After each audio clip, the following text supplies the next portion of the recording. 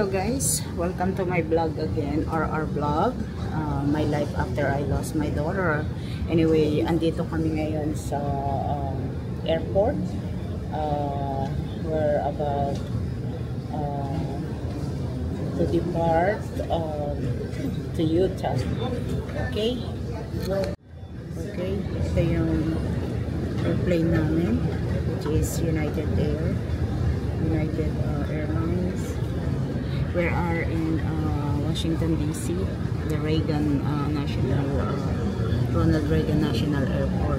Ito yung aming airport dito. It's about 30 miles away from our place. We said, mamaya paalis namin. Kailangan lang, maaga to make sure na hindi kami malate kasi matagal yung pag check in. Okay?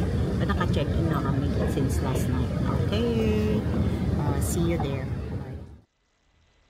Okay, video lang ako muna while we're waiting for our yung boarding. So, tingin-tingin kung ano yung pwedeng mabili kasi wala kaming pagkain dito sa may airport sa airplane dahil wala namang, hindi naman to international so yung flight namin, so dito lang to inside the US, kaya mga snack lang ang pwede nila ibigay. It's dinner time, so syempre magugutom kami. May pagkain naman sa loob but we don't like usually the food, So, ito na kami, welcome aboard. Andito na kami sa loob ng airplane right now. Nag-boarding na kami. Priority kami dahil nagamit ko ngayong mileage ko. So, kahit pa paano, may naman kami, nauna kami. So, wala kaming problema sa mga gamit.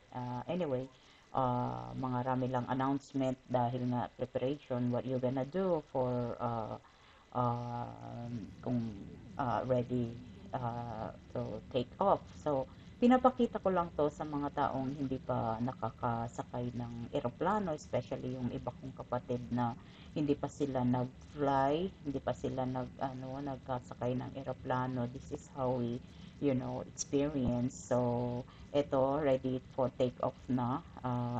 Medyo umiikot pa to sa may runway nila. So, hindi pa agad-agad umaalis. So, anyway, ayan ang itsura, nasa kami na ayan yung wings ng namin.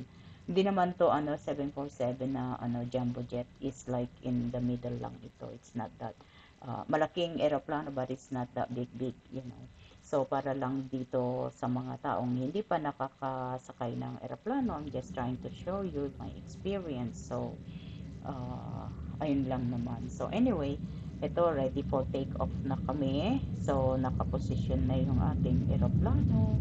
Nakakalungkot, alam nyo, actually usually itong anak ko, tuwan-tuwa siya pag nagte-take off kami or yung departure namin kasi takot na takot ako, but I don't know what happened at this time. I don't feel anything.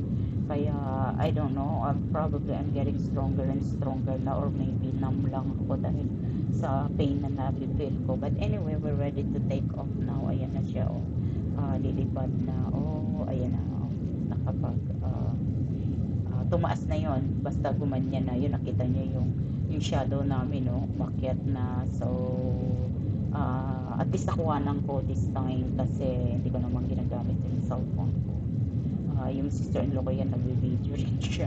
So anyway, ayan na, nandun na kami sa taas. Dati, I am so scared talaga to travel, but this time, I don't know.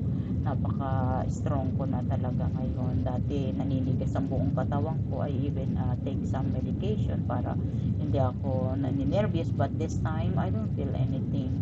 Wala nga akong nafe-feel, but nalulungkot lang ako kasi usually magta-travel kami is with my baby. Minsan lang kami umuwi ng nagpa-fly ng kami lang ng husband ko pag sa Pilipinas, kasi sometimes umuwi kami ng kami dalawa lang. But anyway, most of the is kasama ko yung anak ko. So it's very overwhelming ang pagbabiyahe dahil this is the first time na na mag-fly kami nang wala yung anak ko.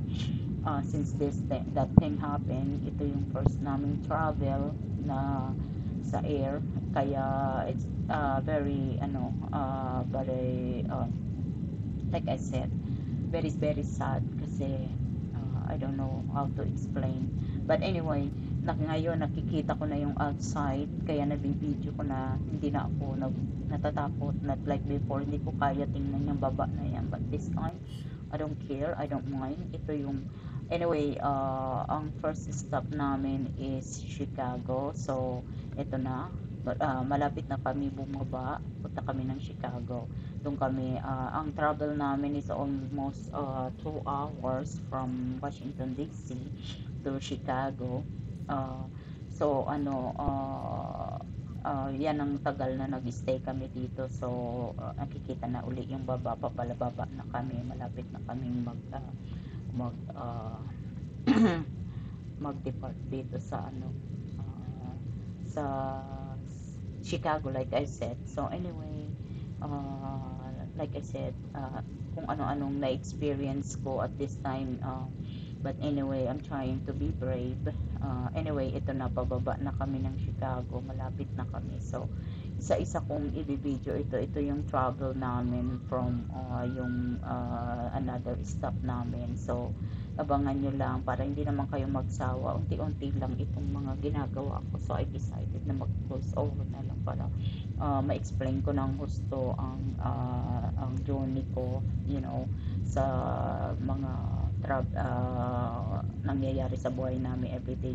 Alam niyo, napakagaling nitong aming pilot, kasi tingnan niyo, ito, nag-take off na kami, nag-take off, na kami, nag-land na kami. Pero look at I didn't feel anything, very smooth.